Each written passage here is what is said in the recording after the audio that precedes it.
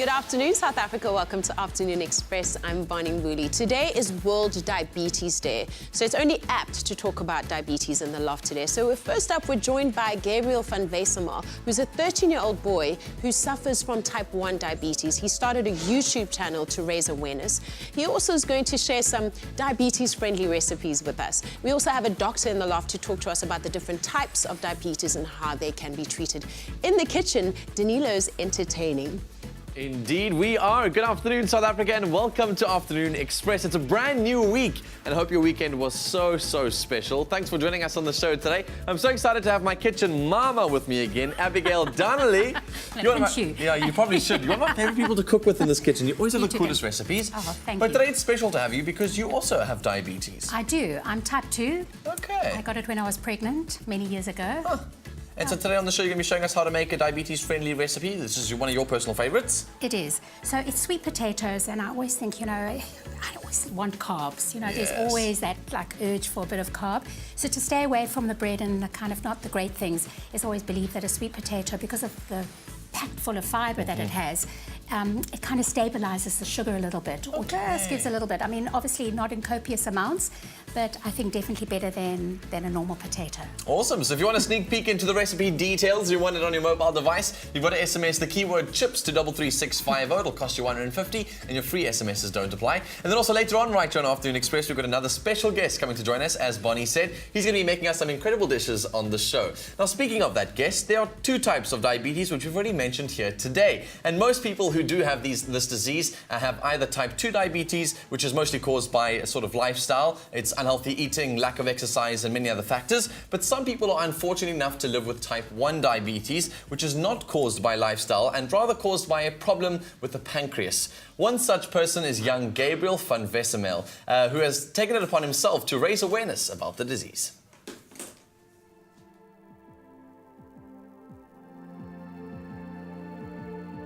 I was very thirsty and I was going to the toilet a lot and I was wetting my bed a few times, which was quite embarrassing. So we went to the clinic and the lady checked my glucose levels and she was amazed. Usually normal is 4 to 8 and my sugar was 28 and she couldn't believe it, so she checked again and it was 30. Well, we're joined now by Gabriel and his mother, Lee Wood. Welcome to the loft. Hello. Lovely to have you with us. Yep. So there's a little bit of an interesting story before we start speaking about your journey with diabetes. Okay. You and I were in a movie together when you were only 7 years old. I know. It's so strange. Isn't that amazing? What a small world. Yeah.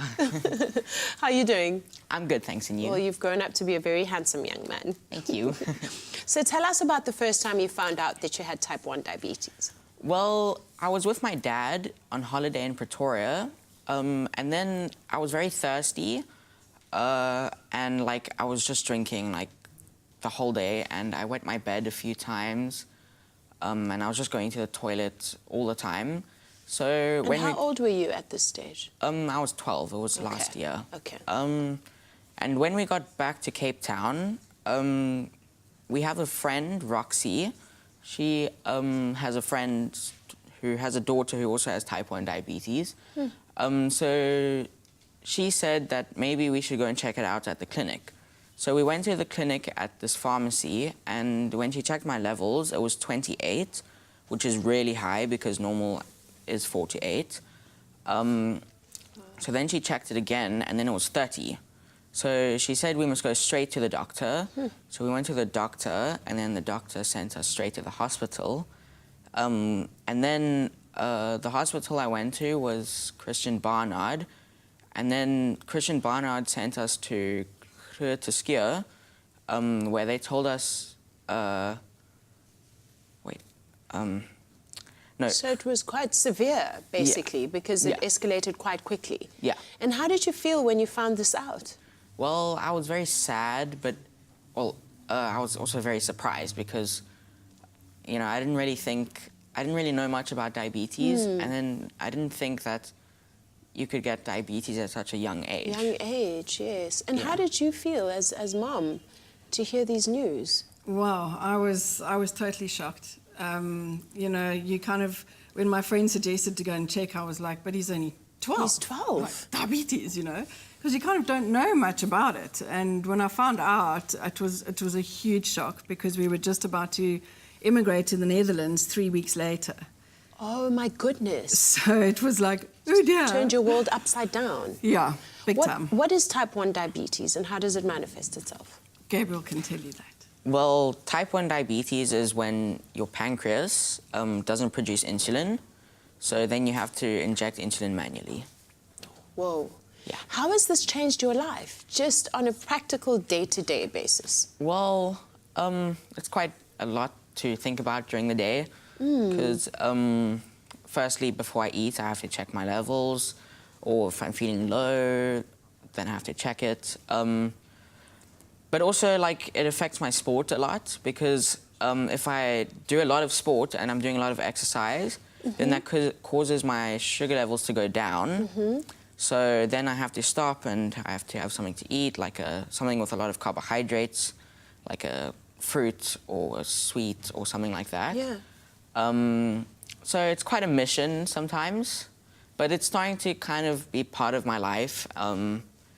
And I'm getting used to it now. Yeah. I mean, it sounds like it takes a lot of responsibility from you just Yeah. to be aware of always what's going on in your body.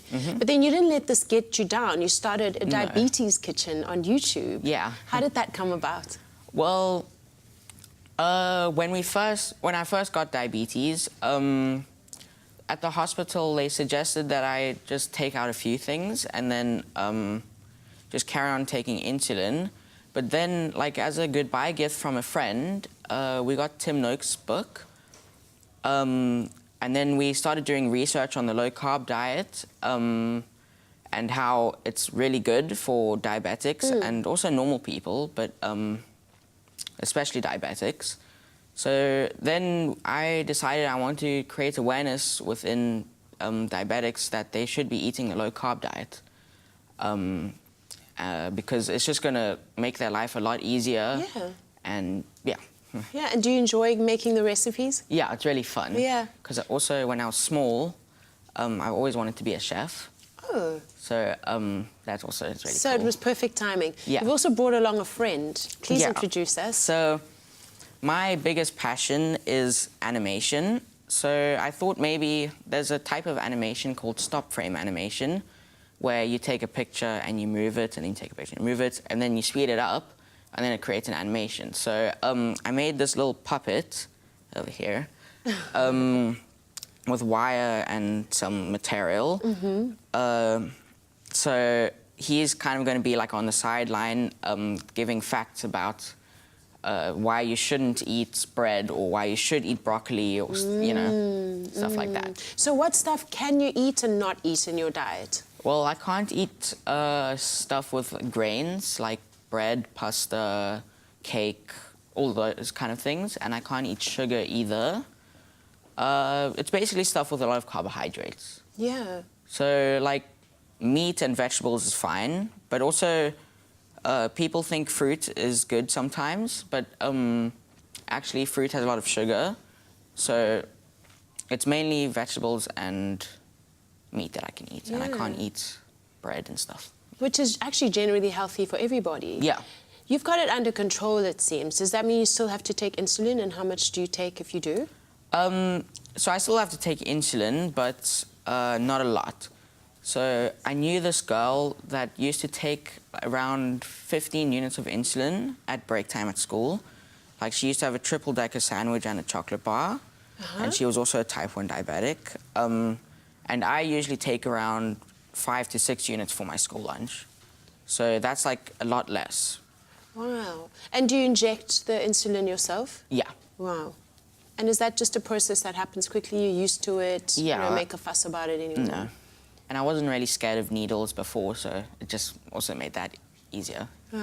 Well, you're not leaving. It's so fun to have you here with us. You're going to cook something for us a little Okay, later. cool. Looking forward to that. Awesome. Danilo. Oh, I can't wait for those delicious recipes a little bit later, right here on Afternoon Express. But last week, Friday, we asked you to share something really cute with us. We asked you to share some photos of you and your furry friends. And so we want to read through some of those comments that came through. I'd love to show you some of the pictures that we saw on our Facebook page. Some really, really cool stuff. I just want to read through the first couple that sent them through. One came from Joanne Webster, who says, Robbie again, got him to pose this time.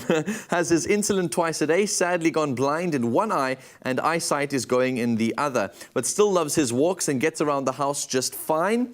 Alta Kullet says, this is my Aurora, her mom's little angel. She saved my life. She was a gift from my father after my husband's death. She will turn 2 next year, the 25th of May. I love her with all my heart. Thanks for sharing that one, Alta. Really, really special animal, that one.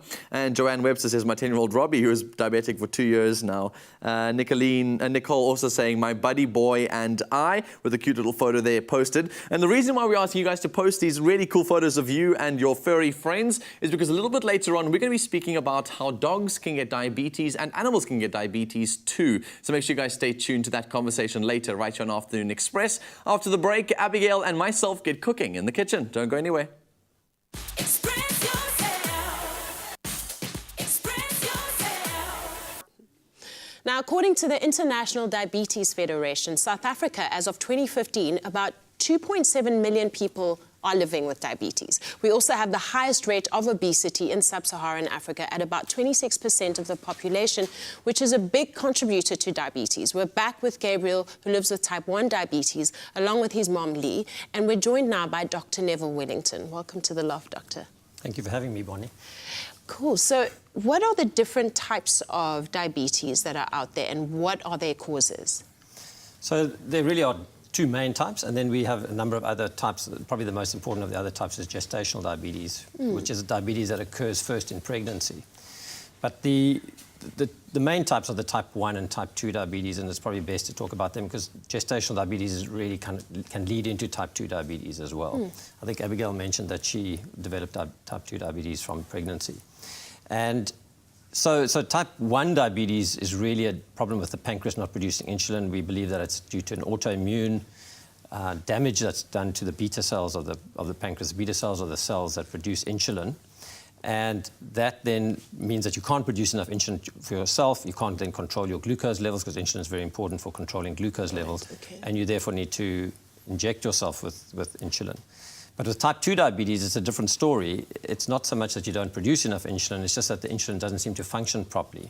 And we call it, really, it's insulin resistance. So your body becomes resistant to the effects of insulin. So you're still producing insulin, but it doesn't seem to work enough and your glucose levels go up as well.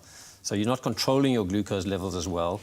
And you need to then maybe use medication, although obviously we've been talking about low-carb diets and controlling what you eat, and it's very important that one looks at what you eat, and then obviously lifestyle in terms of exercise and then medication to control it. Right. Now, a lot of people almost have like an oversimplistic idea of what diabetes is. They sometimes think it's just being allergic to sugar. What is the relationship between diabetes and sugar?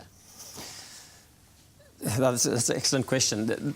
Obviously, if you eat sugar, you are going to raise your glucose levels because sugar it breaks down to glucose and fructose. And glucose is what your body produces in any case. Your liver is producing glucose all the time. So when you add glucose into your body's system, you increase it. So there's a lot of studies and data to show that high levels of sugar actually increase your risk for diabetes. So eating a lot of sugar, we've actually known for probably 50, 60 years that in fact a high intake of sugar leads to diabetes. There was a doctor in Natal in the 1960s, a guy called George Campbell, who saw an increase in the population, the Zulu and the Indian population in Natal. There was a sugar plantations also coming online.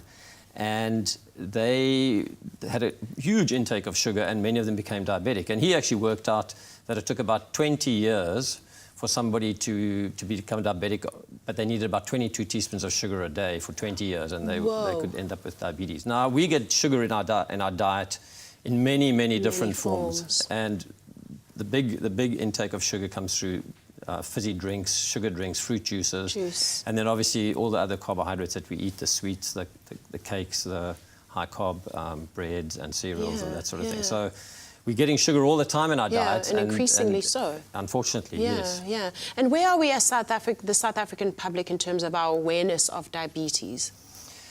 Well, as you mentioned, we have a huge number of patients and people with diabetes now. The IDF also says that, only half people that are actually diagnosed actually know that they have diabetes. So we're probably looking at about more than 5 million people with diabetes in this country.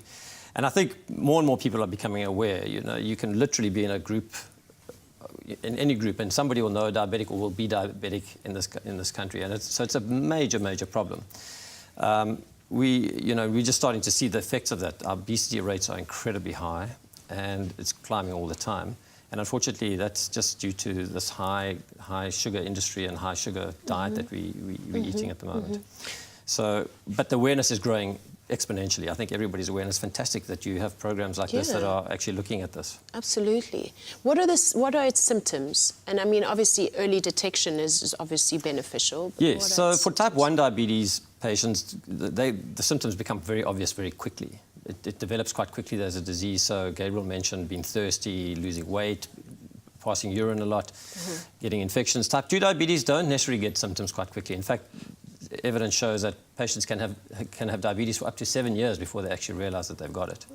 But the most common symptoms for them would be things like thirstiness, getting regular infections, thrush, throat infections, feeling fatigued, and just feeling unwell, and they can go to their doctor and be checked. And a day like today is really about trying to get people aware of it. Go and have your checks. When you go and see your doctor, have your sugar levels checked. Yeah. And find out, especially if you've got if there's a family history, because there is a strong family history link. If you've been overweight, if you're not feeling well, at least get your sugar levels checked as soon as possible. And how treatable is it? What's the success rate of treatment, and what needs to be in place to make it manageable? That's an excellent question, and really it has to revolve firstly around lifestyle. We've spoken a little bit about being aware of what you eat. So we normally recommend people are very careful with what they eat, cut out the sugars, cut out the sugar drinks certainly, and then also we give patients glucometers, meters that can measure their glucose levels. So Gabriel uses a glucometer. He told you that he tests his sugar levels before and after he eats. So when patients can do that, they can see which foods increase their glucose levels very rapidly and which foods don't, so they can also be careful of that. Then, and just getting your eating right can have a big effect on the control of the diabetes, especially type 2 diabetes. Yes. And then obviously there's a lot of medication. With type 2 diabetes, most patients will start on medication, not insulin. And unfortunately, if they don't control their diabetes, they may well need to go on insulin. But that, hopefully, if they're very careful, they don't necessarily need to go on that. Some people have, and we know through a number of studies and through my own experience, I've had a number of patients who've actually been able to control their diabetes so well through what they eat that they don't need medication. Wow. So it is treatable, but you need to be careful. Yes.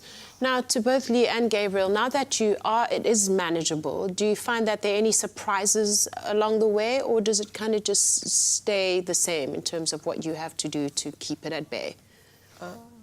Well, sometimes, like, we try out new foods, and the only surprise is like when we think it's low carb, because they say it's low carb, but then it's actually not. But otherwise, it's kind of like normal now. And do you find that people around you, your friends, take it more seriously now that you're going through it? And do people worry about you a lot? Sometimes, only really my closest friends. Like, sometimes most of my other friends, or like the kids that I hang out with at school, sometimes they forget that I have it, so they will offer me chips or sweets or something. But like my really close friends, like, it's quite a serious thing, and they always try to cater for me, which is really nice of them. Yeah, that's awesome. Yeah. And I think also, I mean, Gabriel has a twin sister, Kiara, so she's been really good with helping him as well. And I think together as a family, as a mother, I do worry about him, and I can only imagine. Yeah, because I mean, there have been many nights that I've had to stay up and monitor his levels, like every 2 hours in the beginning, especially, because they're too high or they're too low, and you want to make sure that you get them stable again. So, I mean, and there are the odd surprise there, here and there, you know, if he does sport, which was a new experience, and then suddenly it's like, you know. Adapting to that change as well. Yeah, so I think as a parent you will always worry, but yeah, together as a family we really are working together. His sister also helps with making funky treat kind of recipes that he can have, which is really cool because she also loves cooking. Definitely seems so. Well done for handling it. Let's see what you have to say on social media, Danilo. Sure, such cool stories. Everyone's been sharing so much love on our Facebook page as well as on our Twitter account for Gabriel, so thanks for sharing your story with us. And I want you guys to know that animals can apparently get diabetes too, and that conversation is going to be happening after the break right here on Afternoon Express. And we've been asking you to share all your pictures with us of you and your furry friends, and I'm loving seeing all the photos that are coming through on our Facebook page. Let's start with this one from Cheryl, who says, "This is my boy Chunky. He is a diabetic and on insulin. He crept through my cottage pane window 20 years ago, and from there he crept right into my heart." Really, really sweet. Thank you so much, Cheryl. Hermine says, "This is my little boy Cody." Yolanda sending us a selfie, well, a photograph with her and her pooch. Carlo says, "Ready to pounce," and this is his dog over there. And then Amy October says, "This is Piper. She's 14 years old." Really sweet. Thank you so much, Amy October, for sharing that one. Michelle Benade saying, "Pinky, my little girl." Let's have a look at some more of these. I see Via. I don't see any pooches in that one. Kumi says, "My angels Twinkle and Brandy." And then Vilma says, "My baby Minnie." Really, really cute photos coming through on our Facebook page. And all I'm going to say is that if you think that your animals are really, really cute, you're about to see the cutest animal on national television after the break. Express yourself. Express yourself.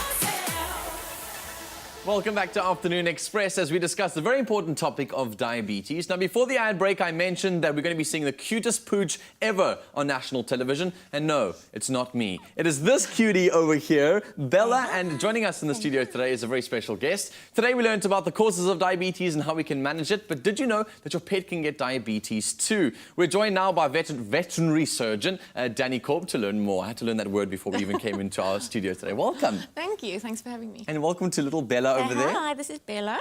She's so sweet, man. I think she's going to steal everyone's hearts today. We must make sure that everyone listens. Make sure you listen to this important conversation we're about to have.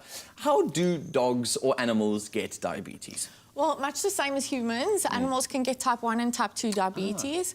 So they can get type 1, which is insulin-dependent diabetes, in which case their pancreases don't produce enough insulin. And type 2 diabetes or non-insulin-dependent diabetes is when their pancreases still produce enough insulin, but their bodies don't respond appropriately to the insulin. And in both cases, they land up with very high blood sugar. Okay. So can all animals get these two Basically, forms? any animal with a pancreas can get diabetes or some related disease. Okay. So if, for instance, I've got a pet at home, it's very hard to sometimes find out what is wrong or what's going on with a particular animal. Do we express the same kind of symptoms as a human would, urinating a lot and, you know, those sort of things? Exactly. So the first things you'll notice are your pet, your cat or your dog will be drinking a lot of water and urinating more than normal, possibly even urinating in unusual places, like in the house when they have never done that before, or cats often urinate in the bath or in the shower. You'll also find that your animal might have an increased appetite and yet still lose weight. Okay.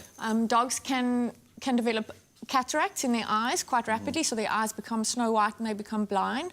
And cats develop something called plantigrade stance, which is basically when instead of walking upright on their back feet, they actually walk down on their ankles. Sure. So those are some of the signs to look out for. Okay. So there are a lot of telltale signs, I think, for figuring yes. this out. And I'm sure, as with humans, early detection is really, really important. Absolutely. So what happens? Like, if we're starting to see some of these symptoms and we're nervous and we take it to a vet, what happens? So the first thing you're going to do is take your animal to the vet. Any of those symptoms can also be symptoms of other diseases. So either way, you need to take your animal to the vet. Okay. So the vet will check your animal's blood sugar. They will take a urine sample and check the urine for glucose or signs of infection. They will take blood tests to check for, they'll do blood tests to check for other diseases and that sort of thing. And then once they've confirmed the diagnosis of diabetes, then they'll start treating your animal with insulin and a special diet, and your vet will obviously go into detail with that with you. So there's a lot that you can do to sort of treat this. So the earlier you can see this, get them to the vet as soon as possible, because then the more that they can do in the process. Absolutely.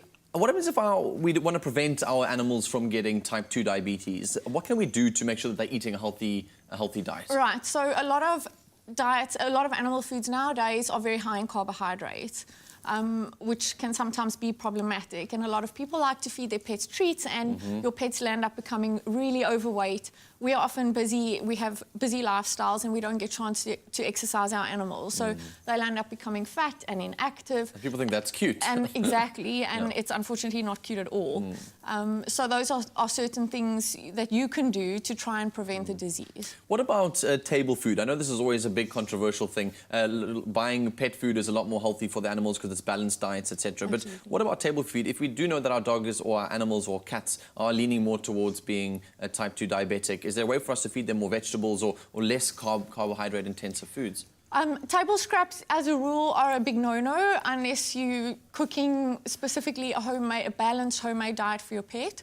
But as a rule, table scraps are a no-no.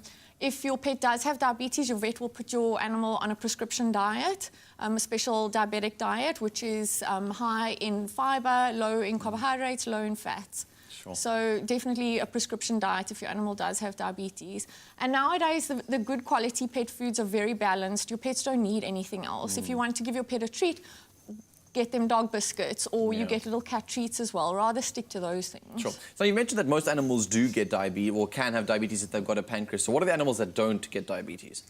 Well, horses, for example, they don't get typical diabetes, but they get a different disease called equine metabolic syndrome. So that's not exactly the same, but it's quite similar. Okay, cool. Fantastic. Well, honestly, Danny, I've learned so much already from this conversation. Who would have thought that our animals could contract diabetes? And seeing all the photos that people are posting online, it really is a thing. And people have looked after their animals so well. As much as people think that they'll look after themselves, they're in the wild, they're animals. They don't. They need our support. They really rely on us, yeah. Absolutely. And it is a manageable disease. The prognosis is good. If you can manage it and you've got a good relationship with your vet and it's under control and there's no complications, it really is manageable. Awesome. Danny, thank you so much for sharing this with us. I really appreciate your time. That's a pleasure. Over to you, Bon. So informative, and what a super cute pooch. She's up for adoption, by the way, and she's definitely stolen my heart. So there you go. Thank you so much for all the pictures of your cute little babies that you've sent in. We've got 2 more to read. Chantal Leanne Rose says, my 2 babies, Astro and Milo. And Renal Corona Pillay says, Hitler. Well, thank you so much for your pictures. They're absolutely adorable. After the break, though, we announce the winners of our dental competition, and we get to make something in the kitchen that you've only seen in a Dr. Seuss book. Don't go. Express yourself.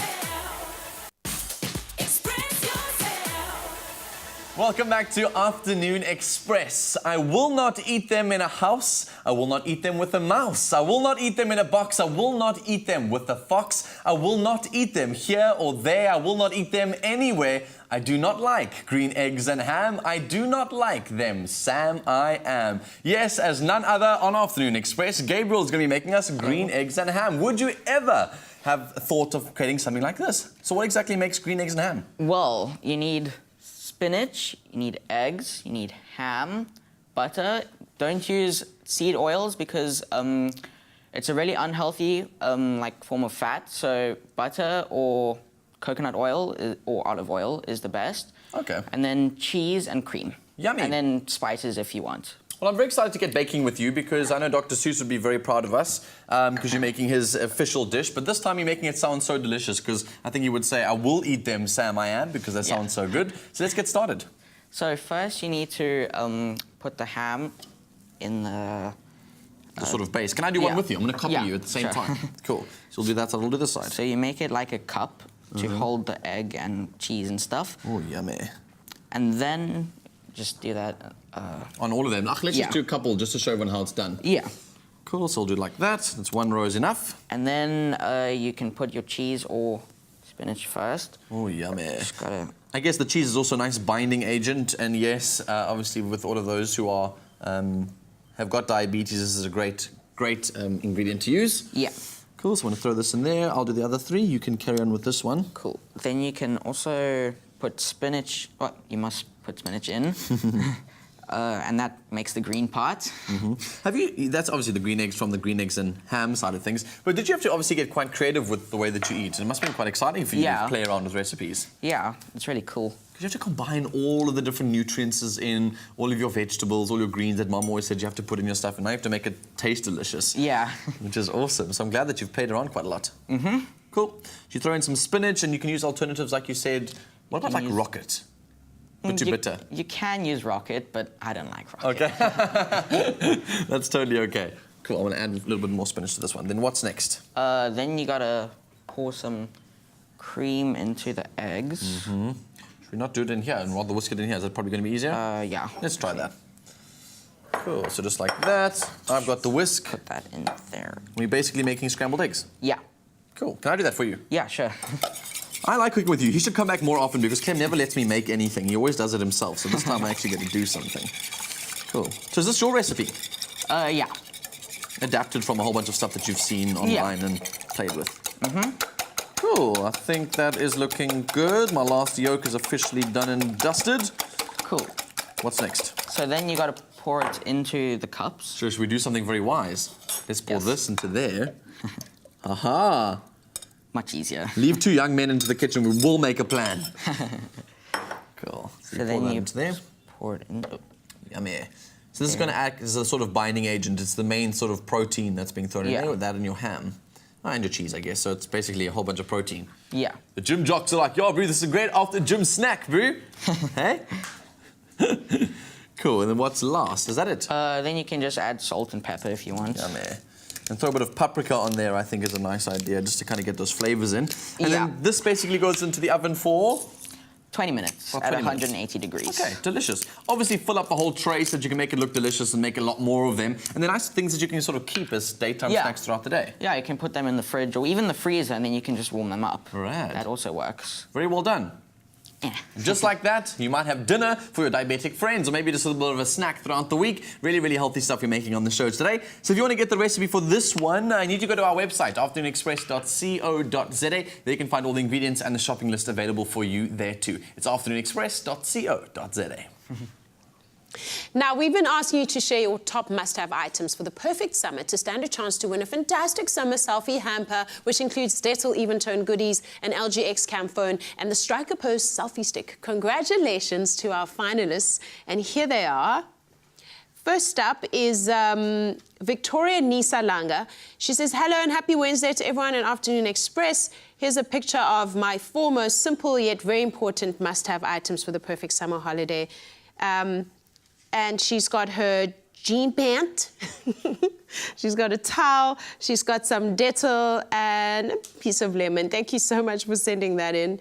And then we've got Chantal Leanne Lutig, who says these are her must-have items. It's cooling mist sunscreen, after sun lotion, her bikini swimming costume, her sunglasses, her towels, and a sarong, and a pair of sandals, etc. Thank you so much. But our winner today is Oleboheng Mutawung, and she says, bye-bye to oily skin. My perfect items for summer holidays are Dettol soap, as I have oily skin in summer. It reduces oil and keeps my skin clear, fresh, and natural. Can't bath without my Dettol Even Tone. And she happens to be on the line. Oleboheng, hello. Hi. Congratulations, you're a winner. Oh, thank you. Thank you so much for entering the competition. What do you have planned this summer? Sorry? What do you have planned this summer to do with your new prizes? Okay. So I can't hear you clearly. Okay, well, congratulations again, and thank you so much for entering, and enjoy your prize. It's on its way. Now, today we're launching our new competition, and if you want to stand the chance to win with Dettol Even Tone, simply post a picture on the Afternoon Express Facebook page or tweet us at Afternoon Chat using the hashtag #KeepItEven, telling us how your daily Dettol Even Tone tips are helping you keep it even this summer, and you could walk away with Dettol Even Tone products, an LGX cam phone, and the Striker Pose selfie stick, everything you need for the perfect summer selfie.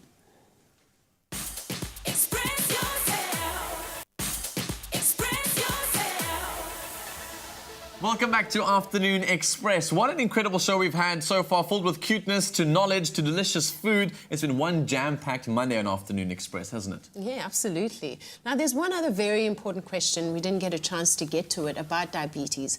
What are the side effects of it? What's the wear and tear of it? Well, the most important reason why we worry about diabetes is because it is the biggest reason for heart disease, blindness,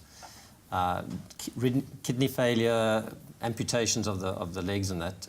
And so it's very important that we get it controlled now and we make people aware of it. And the IDF at the moment with the World Diabetes Day is focusing on eyes. They're trying to get people to be more aware of it. So people, when they have diabetes, should be screened for eye disease, kidney disease. They should have their feet checked and obviously their heart checked as well, and have everything well controlled, their blood pressure controlled, to control all these very severe problems that are happening in diabetes. Right. And Gabriel and Abigail, in terms of the biggest misconceptions that you're seeing about your friends and your family about diabetes, Gabriel, start with you. Well, they think it's contagious, which really? is very irritating. And also, they always ask me, like, if I eat a potato chip, am I going to die? Oh, I see. So it's one of those things. Oh. Yeah. Are these your friends at school? Well, they're not really my friends. not They're your kind of friends. just kids in my class. Your friends are clever. They're not the friends you do want. Yeah. Abigail, yourself? I think because it's a silent killer and you look healthy and you're not in pain or anything, that people just kind of think, well, they forget about it. Yeah. They forget that you've got it, Yeah. And how can Not we that be you want more them to. compassionate? Because I mean, like, I also noticed friends of ours was making facilities available for them to go get their jabs and things like that. How do people become? I just think, in the office, stop ordering cakes for birthday parties. Can we have something more healthy? Because it's easy just to kind of go down the road and get in 50 cupcakes for a celebration. Well, there's a challenge for you which to is make. also, it's difficult because we also want nice things. Yeah, Make a diabetic-friendly cake then, Abigail. Like, let's make well, it you on the can, show. obviously, but... Especially now with all these gluten-free... I also want to be treated. Yes. True. Sorry, Bonnie. Well, what are some of your favorite recipes that you make that are diabetes-friendly? I use a lot of lemon. I love lemon, and I always think that kind of adds a bit of more flavour and acid and things like that. So a lot on salads, a lot of soya dressings. I know there's probably quite a bit of salt in that, but it's tasty. So ginger, chili, soya, lime juice, kind of throw that on everything with lots of lemon juice as well. Yeah, so that I kind of do, but I do, I cheat. I love pasta. I'm a carb girl. So it's difficult. Yeah. We all know, They say carbs are spirit animals. Yeah. Honestly, guys, thank you so much for joining us on the show today. It's been so exciting. Really, really good to have all of you here. Thanks. I'm learning a lot in the process as well. Hope South Africa, you're learning a lot too. Very exciting news. Make sure you tune into Afternoon Express over the coming week, because on the 28th of November, something big is coming your way. Every day, we'll be revealing a little more, but you'll have to stay tuned to find out what that is. Yeah. Thank you so much for joining us today. We're about to enjoy our green eggs and ham, right? Indeed. Thank you for that. Tomorrow on the show, we're joined by Basila Bokoko. She's an entrepreneur from America, and she's in Africa doing amazing things for our communities. She is such an inspirational guest. So we'll see you tomorrow live at 5 on SABC3. Have a good night and happy eating. Bye. Bye. Let me dish you guys up. Sorry, I didn't realize that was for me. Coming up tomorrow on Afternoon Express, Spanish-born American entrepreneur and philanthropist Basila Bokoko shares her story with us. We also chat to Lucy Worsley, a young Cape Townian woman who has started her own creative agency. So be inspired with Afternoon Express tomorrow live at 5 on SABC3. Another feel-good production.